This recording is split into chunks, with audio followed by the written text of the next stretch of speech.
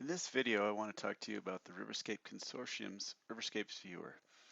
What we're going to do is go through a quick overview of how this can help you unlock Riverscape's data. Specifically, what is it that the viewer does? What are Riverscape's projects?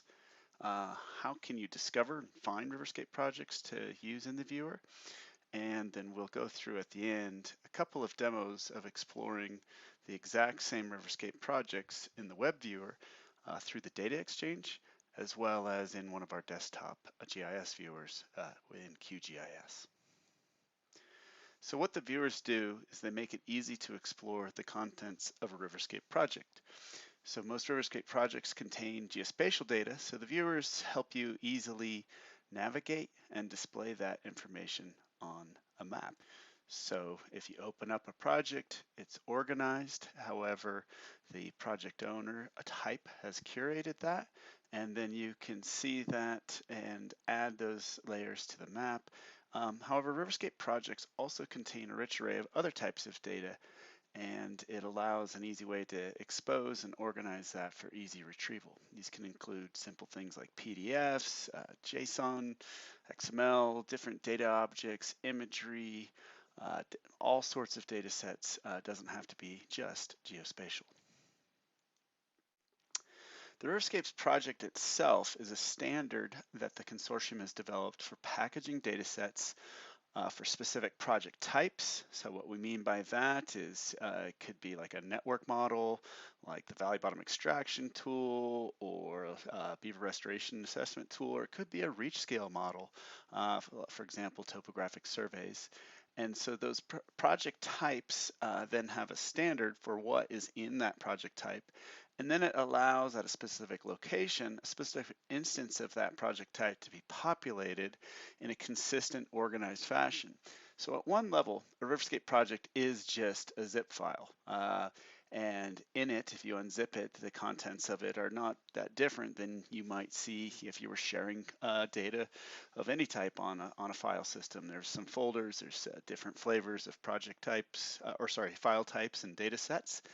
And so what the Riverscape project really does is it has this project.rsxml, which is essentially a decoder, and it is what maps and tells us what each of the things in here actually are, so that then those projects can be opened by a viewer and displayed in a consistent way and accessed. So you can discover Riverscape project types through the Riverscapes Data Exchange. It's the primary outlet where Riverscape projects are shared. And there's a whole lot of ways to find and search for different project types, whether it's just based off of a location that you're interested in, looking at specific project types, or some combinations thereof. As of today, there's over 80,000 projects in the data exchange, and that is growing. And what I'm going to do next here is take you through a little demo of trying to find a particular project, or actually we'll just do an arbitrary project in the data exchange, and then we'll look at it in the web viewer, and then we'll download it and show you how you open that in QGIS in our viewer. So I'm just going to explore a map, and I don't know, I can zoom in, zoom around, try and find a place, or I can search for a place. I feel like going to Yosemite National Park today. So I'm going to search by location here for Yosemite National Park. And when you zoom into a certain level, the boundaries of projects, whether in this case they're at watershed extents, these are HUC 10s, they're revealed. And so I can click on an individual HUC 10. I can even draw the focus of this to that polygon, or even filter the results on the left here so that it just shows me projects for that particular watershed. As I'm looking into this, I can see there's a valley bottom project. So without really worrying about what that project type is, I'm just going to go, and I can see here that one of the things I can do is I can download that project. And so I'll go ahead and queue that up. If it's a project that hasn't been downloaded, it might take it a few seconds or a few minutes to prepare that. But then there's also all sorts of information on these projects. And then what we have is a link to the map viewer. So before we go to the viewer, it's done here packaging up the zip file of that project. So this is that Riverscape project. I'm going to go ahead and save that. And what that's done is it's saved a zip file to my disk. This is just like we were showing a few moments ago in the slides. If I go ahead and extract that right there,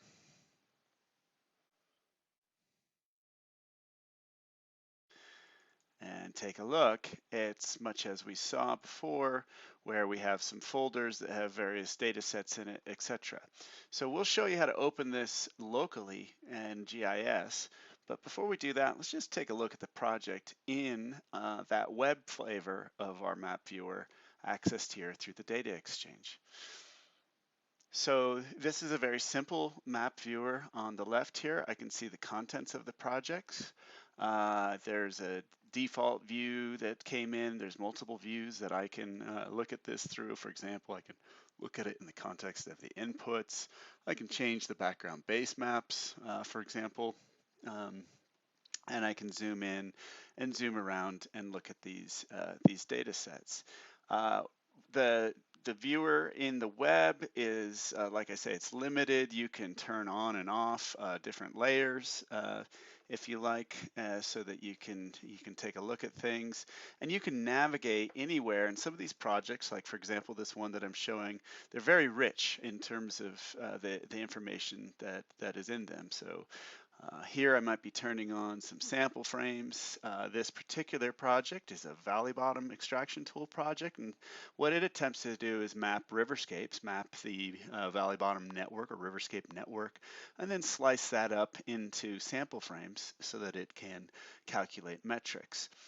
So in this case, for example, we see these little yellow dots. I'm going to turn those off, and I'll turn on this acres of valley bottom per mile. And what this is, maybe the center line's a little distracting. Maybe I'll turn off the hill shade too.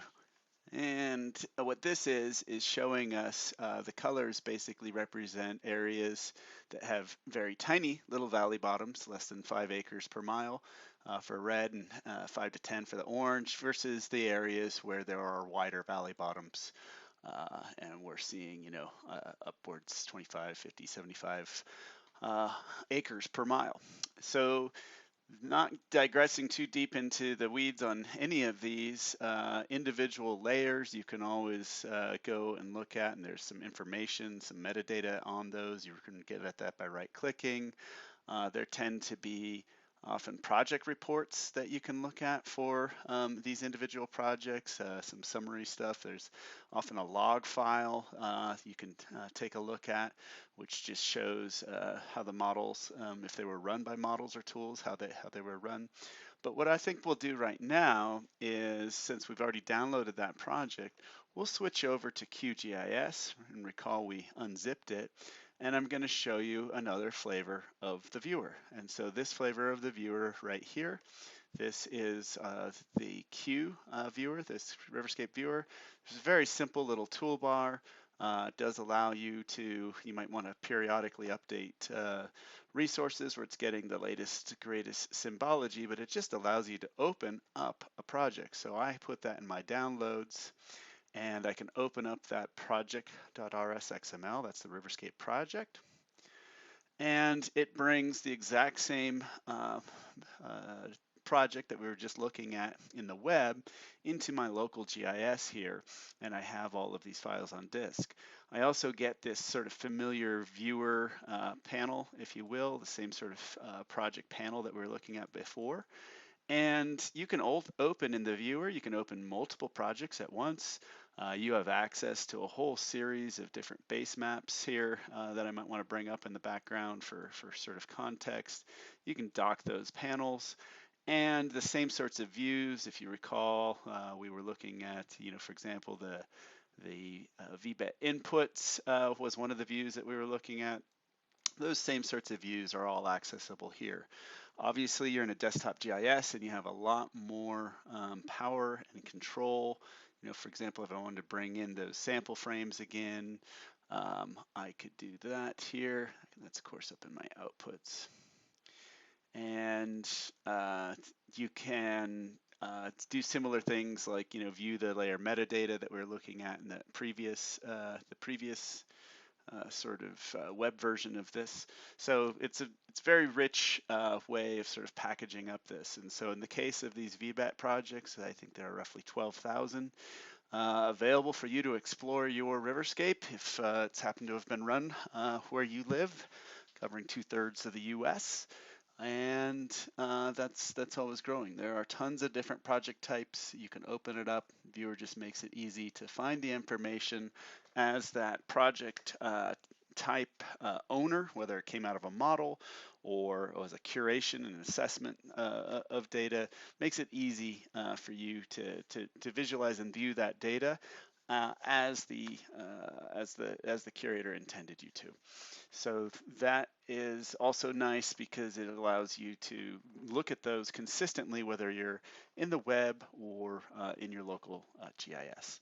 So that's a brief overview of the Riverscapes viewer, and appreciate your interest. Happy browsing.